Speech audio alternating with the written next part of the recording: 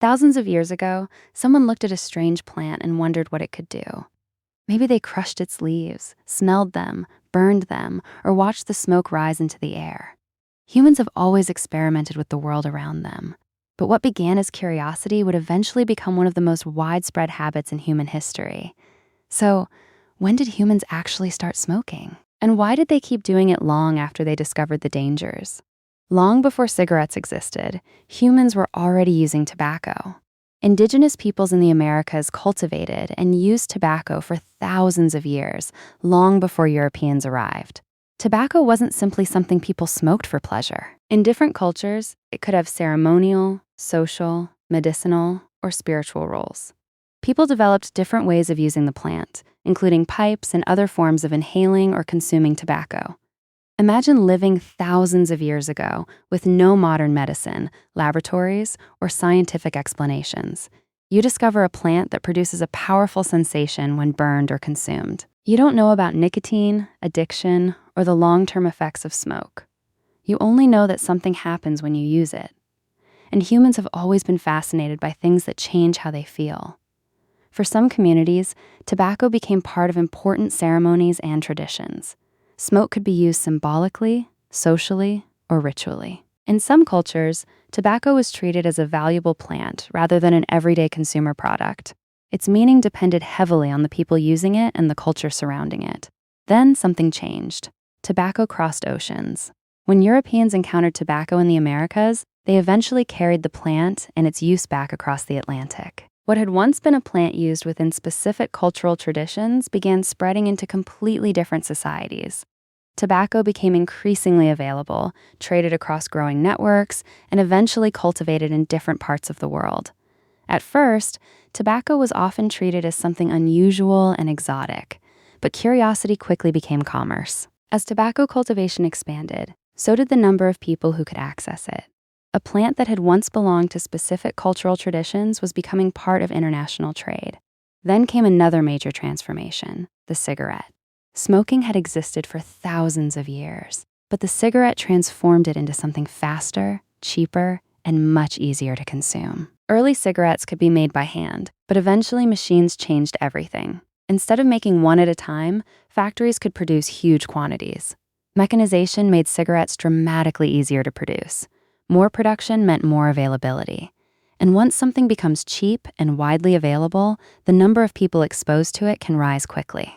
Now, tobacco wasn't just something people encountered through tradition or medicine. It was becoming a commercial product. Shops, newspapers, posters, and eventually mass advertising helped turn tobacco into something people saw everywhere. Then advertising entered the picture.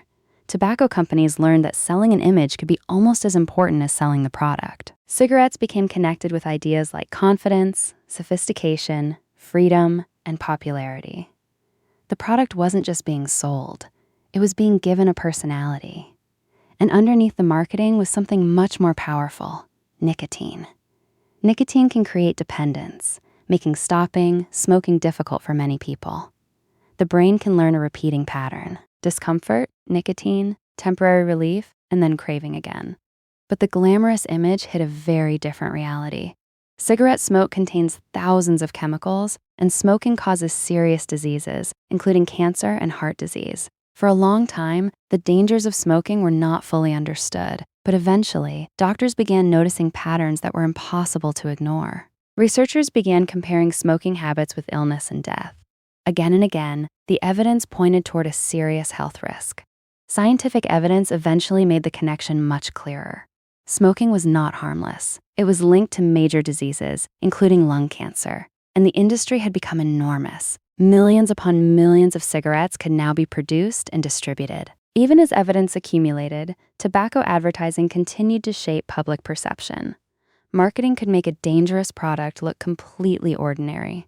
Smoking also became woven into popular culture. Seeing famous or attractive people smoke could make the habit seem normal, fashionable, or even aspirational. So if people eventually learned how dangerous smoking was, why didn't everyone simply stop? One reason is nicotine.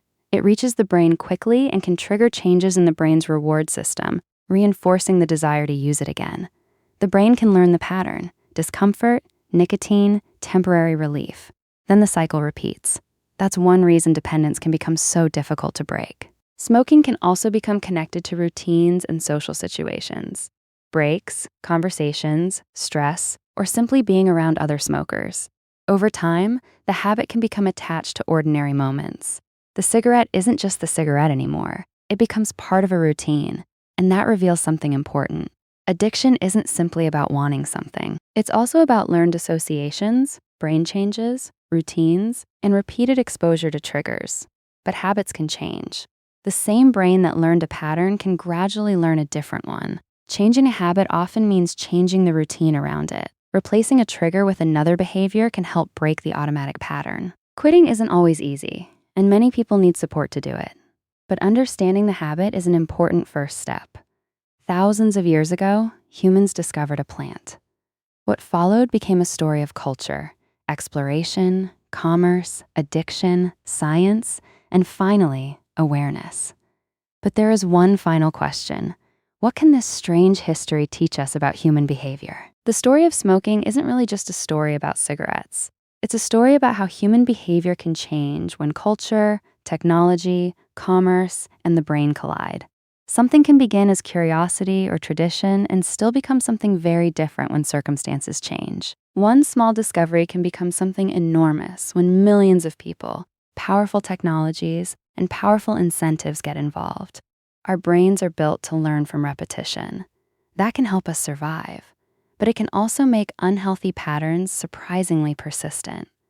And changing an addictive habit doesn't have to be a battle fought alone. Support, treatment, and evidence-based quitting strategies can make a real difference. Today, we understand the health risks far better than people did centuries ago. Smoking is a major cause of preventable disease, but the history behind it began long before modern science understood those risks. Thousands of years ago, someone looked at a strange plant and wondered what it could do. That curiosity was very human. The lesson isn't that curiosity is bad. It's that curiosity can have consequences. And understanding those consequences can change what humans choose to do next. From ancient ceremonies to global commerce, smoking changed because humans changed the way they used, understood, and marketed tobacco. Humans didn't start smoking because cigarettes were inevitable. They started with curiosity, culture, experimentation, and tradition. And history transformed those choices in ways nobody could have predicted. And perhaps that's the most fascinating part of the story. A simple plant became a cultural tradition, then an international commodity, then a massive industry, and eventually one of the world's most recognized public health problems. Human history is full of choices that seemed small at the beginning but became enormous over time. Smoking is one of them. If you enjoyed this journey through human history, follow for more stories about the strange things